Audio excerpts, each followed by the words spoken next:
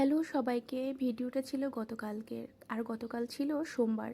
সোমবার শিব ঠাকুরের পূজা করা হয়। আমার বাসায়ও শিব ঠাকুরের লিঙ্গ রয়েছে, আর আমিও কিন্তু প্রত্যেক দিন শিবের মাথায় জল দিই এবং পুজো করি। তবে বিশেষ করে গতকাল সোমবার ছিল, সেক্ষেত্রে শিব পূজাটা তো এমনিতেও করা হয়।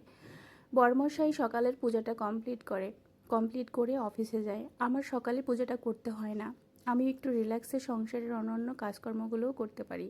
কিন্তু কালকে কারণবশত সকালে ঘুম থেকে উঠতে দেরি হয়ে গিয়েছিল, পরে আর সকালের পুজোটা করতে পারিনি। কিন্তু ঘুম থেকে উঠেই আমাকে বলতেছিল, রত্না তুমি সকালেই কিন্তু পুজোটা করে নিও, আমি আজকে স্বপ্নে দেখেছি শিব পূজা করতেছি।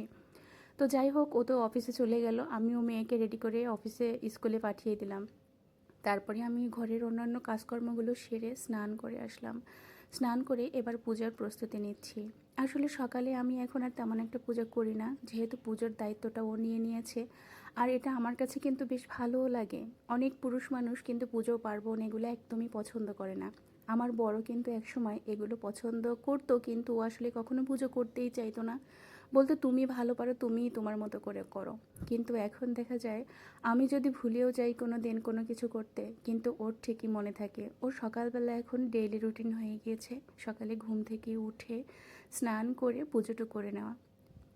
তো আমিও একটু কাজের অন্যান্য সুযোগ পাই, যে কাজগুলো আমার একান্ত ব্যক্তিগত থাকে, যেগুলো আমি করি, আর ও আমার পুজোর কাজটা সেরে দেয়। তো আজকে আমি সকালে স্নান করে এসে ফুল তুলে নিলাম। আমার গাছে কিছু সাদা ফুল ফুটেছিল, আর এখন বর্তমানে বারান্দাতে তেমন কোনো ফুলের গাছ নেই, একদম ফুল ফোটা কমে গিয়েছে।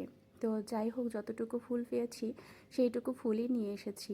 এরপরে আমি শিব মহাদেবকে স্নান করিয়ে নিয়েছি, স্নান করিয়ে এবার ফুল দিয়ে দিলাম। আসলে পুজোটা আমি তেমন একটা শেয়ার করি না কখনো। আর আমার পুজোটা বা পুজো করাটা আমার একান্ত ব্যক্তিগত বা খুব একান্তের নিজের কাছের, তাই অনেক সময় আমি এগুলো শেয়ারই করি না। পুজো শেষ করে এসে পান্তা ভাত ছিল, আর ছিল ডালের বড়া। তো এই পান্তা ভাত আর ডালের বড়া খেয়ে নিলাম। অনেক দিন পর পান্তা ভাত খেলাম।